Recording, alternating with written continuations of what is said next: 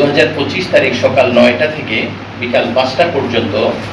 জাহাঙ্গীরনগর বিশ্ববিদ্যালয়ের কেন্দ্রীয় শিক্ষার্থী সংসদ জাকসু এবং হল সংসদ নির্বাচন একই সাথে অনুষ্ঠিত হবে। বিশ্ববিদ্যালয়ের আইন প্রণেতা যাদের বলি তারা হচ্ছে সিনেট মেম্বার। সেই সিনেটে শিক্ষার্থীদের পক্ষ থেকে 5 জন প্রতিনিধি জাকসুর পক্ষ থেকে আসে, কিন্তু আমাদের দীর্ঘ প্রায় 3 যুগ ধরে এই সুবিধা থেকে বঞ্চিত হচ্ছে শিক্ষার্থীদের এই আবেদন এবং আমাদের এই অভ্যুত্থানের অঙ্গীকার অংশ হিসাবে আমরা এই প্রশাসন সত্যিকার অর্থে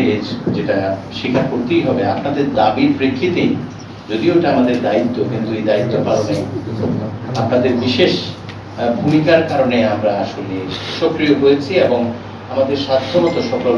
সীমাবদ্ধতার মধ্যেও আমরা চেষ্টা করেছি আমরা যে অঙ্গীকার করেছি সেটা রক্ষা করবার জন্য। আপনাদের সঙ্গে পরিবেশ পরিষদের আমরা একটি মত বিনিময় সভা করেছি গতকাল, এবং তার সেখানে আমরা অত্যন্ত সৌহার্দ্যপূর্ণ পরিবেশে সকল ক্রিয়াশীল রাজনৈতিক দলের অংশগ্রহণে এমনকি সাধারণ শিক্ষার্থীদের প্রতিনিধিত্ব করে যারা, তাদের উপস্থিতিতে সর্বজন গ্রহণযোগ্য এবং সকলের মত গ্রহণ করে আমরা সহমত পোষণ করা যেটাকে বলে সেটা নিশ্চিত করে একটি সিদ্ধান্তে এসেছি যে প্রশাসনিক সভায়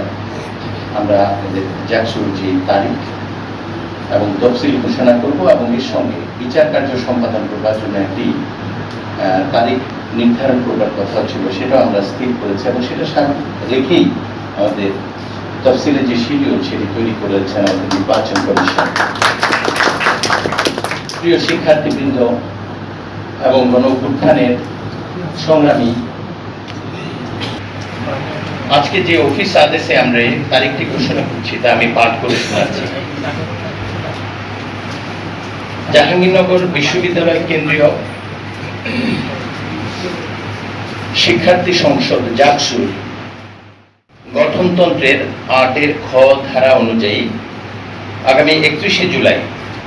2025 তারিখ সকাল 9টা থেকে বিকাল 5টা পর্যন্ত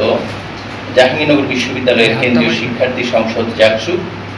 এবং হল সংসদ নির্বাচন একই সাথে অনুষ্ঠিত হবে।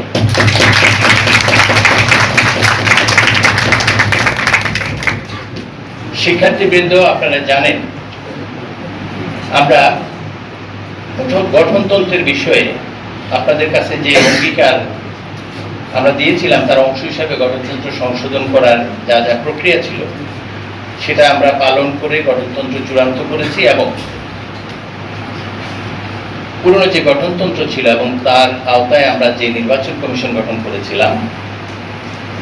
যেটা অত্যন্ত গুরুত্বপূর্ণ ছিল আজকের এই চূড়ান্ত যে ঘোষণা তার জন্য, সেটা নিয়ম অনুযায়ী আমাদেরকে,